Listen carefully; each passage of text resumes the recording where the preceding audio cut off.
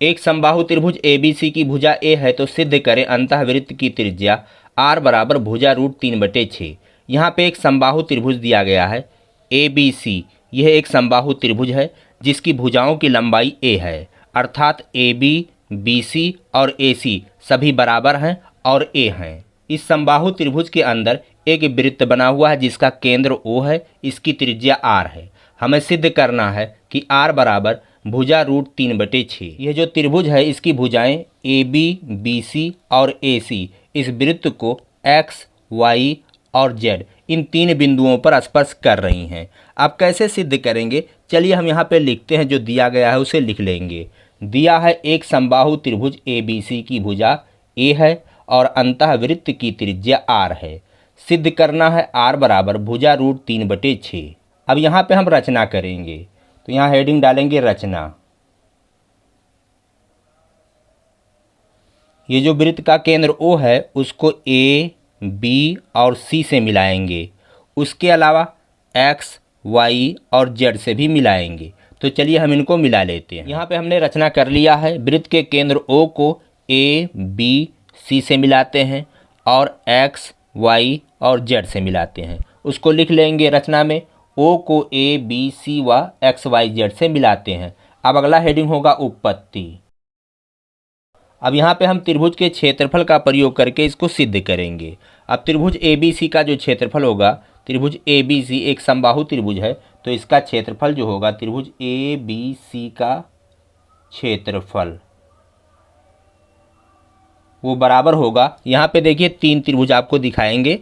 एक है त्रिभुज OBC, इसका क्षेत्रफल, और त्रिभुज OAC इसका क्षेत्रफल, और त्रिभुज OBA इसका क्षेत्रफल। अगर इन तीनों त्रिभुजों का क्षेत्रफल जोड़ दिया जाए तो वो बड़े वाले त्रिभुज ABC के क्षेत्रफल के बराबर होगा। तो चलिए हम यहाँ पे लिख लेते हैं त्रिभुज OBC का क्षेत्रफल, OBC का क्षेत्रफल प्लस ये वाला त्रिभुज OAC है, त्रिभुज OAC का क्षेत्रफल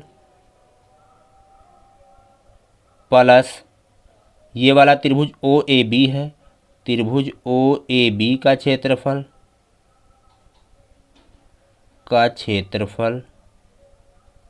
अब चलिए हम यहाँ पे लिखते हैं त्रिभुज ABC का क्षेत्रफल। त्रिभुज ABC एक समबाहु त्रिभुज है और समबाहु त्रिभुज का जो क्षेत्रफल होता है वो √3/4 गुणे भुजा का स्क्वायर होता है। तो √3/4 और यहाँ भुजा A है तो भुजा का स्क्वायर बराबर त्रिभुज OBC का क्षेत्रफल। अब यहाँ देखिए त्रिभुज OBC में ये वाली जो रेखा BC है वो वृत्त की स्पर्श रेखा है। X बिंदु पर वृत्त को स्पर्श कर रही है और ये स्पर्श बिंदु से ये वाली जो दूरी है ये त्रिज्या R है। तो स्पर्श रेखा के स्पर्श बिंदु से खींची गई जो त्रिज्या होती है वो स्पर्श रेखा पर लंब होती है, यानी यहाँ पे 90 अंश का कोण बनना है। उसी प्रकार ये वाली रेखा भी स्पर्श रेखा है तो ये जो कोण बनेगा ये भी 90 है, यहाँ भी जो बनेगा कोण वो भी 90 है, और जो लंब होती है वही त्रिभुज की ऊंचाई होती है। अब जैसे यहाँ देखिए इस वाली भुजा पर ये लंब है तो इस त्रिभुज OBC के लिए ऊंचाई जो होगी वो R होगी। तो इस त्रिभुज का जब क्षेत्रफल निकालेंगे तो त्रिभुज का क्षेत्रफल निकालने का सूत्र होता है 1/2 गुणे आधार, तो आधार यहाँ पे भुजा ही है A है, गुणे ऊंचाई, ऊंचाई आपकी R है, प्लस त्रिभुज OAC का क्षेत्रफल।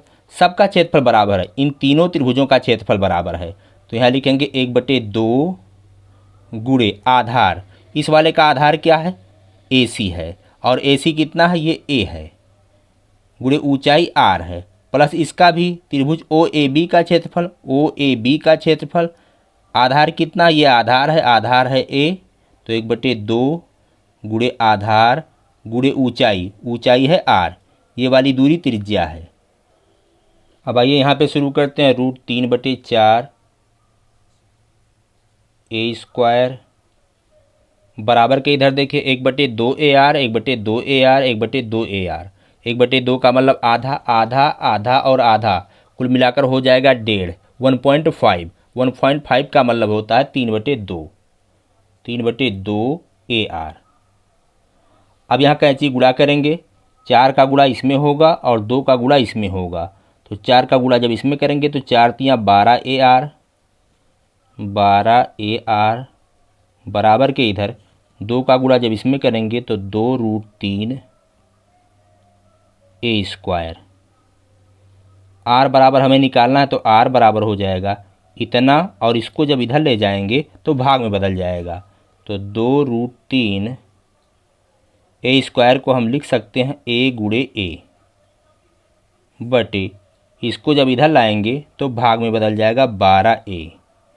A से A कटा, 2 छक्के 12, तो यहाँ बचा A√3, ऊपर बचा A√3 और नीचे बचा 6।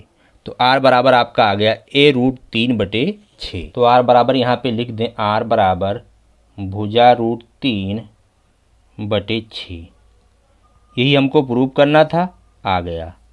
हम इसको और भी सरल कर सकते हैं। R बराबर देखिए A√3 है बटे 6 है, √3 से गुणा और भाग कर दे, परिमीयकरण।